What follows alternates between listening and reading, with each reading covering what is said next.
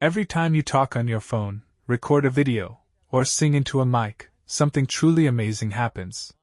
Your voice, just moving air, is instantly turned into electricity. But how does that even work? How does a microphone capture sound and turn it into something a computer can understand? Let's open it up, literally, and see what's happening inside a microphone. Sound isn't just something we hear, it's something we feel.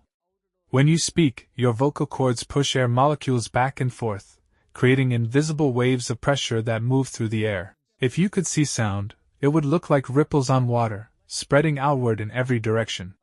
These waves carry information, pitch, volume, tone, and the job of a microphone is to catch those waves and turn them into an electrical signal that perfectly matches your voice.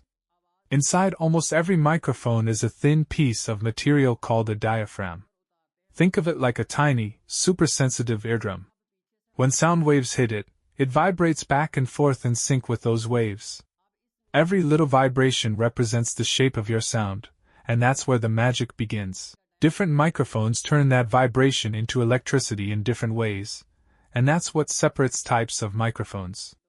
Let's start with the dynamic microphone, the classic mic you see on stage. Inside it, the diaphragm is attached to a tiny coil of wire that sits inside a magnetic field. When the diaphragm moves from sound vibrations, the coil moves too, cutting through the magnetic field and generating an electric current. That current is a tiny version of your sound wave, now in electrical form. It's rugged, simple, and can handle loud sounds like drums or shouting without distortion. That's why musicians love dynamic mics. They're basically indestructible sound catchers.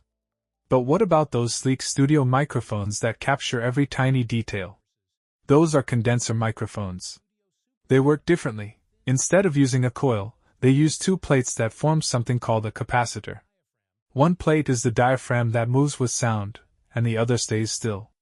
When sound waves hit, the distance between them changes, creating fluctuations in electrical charge. This signal is much more detailed, perfect for vocals, acoustic guitars, or ASMR, but it needs a small electric charge to work, known as phantom power. There are also ribbon microphones, which use a delicate metal ribbon instead of a diaphragm, capturing warm, vintage tones loved by radio and studio engineers.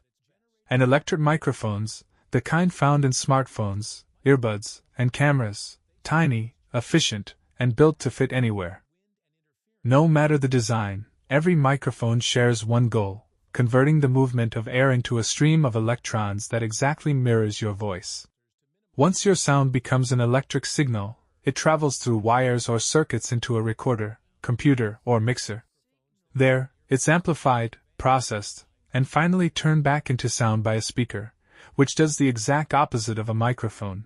It turns electricity back into air movement. It's a beautiful cycle. Air becomes electricity, then becomes air again, and it all happens thousands of times per second. Think about it.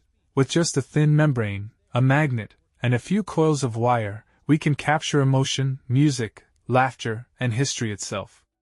Every song, every podcast, every speech you've ever heard, all began as air pressure caught by a microphone. So next time you pick up your mic, remember, you're holding a tiny piece of engineering genius that turns your voice into energy and sends it across the world.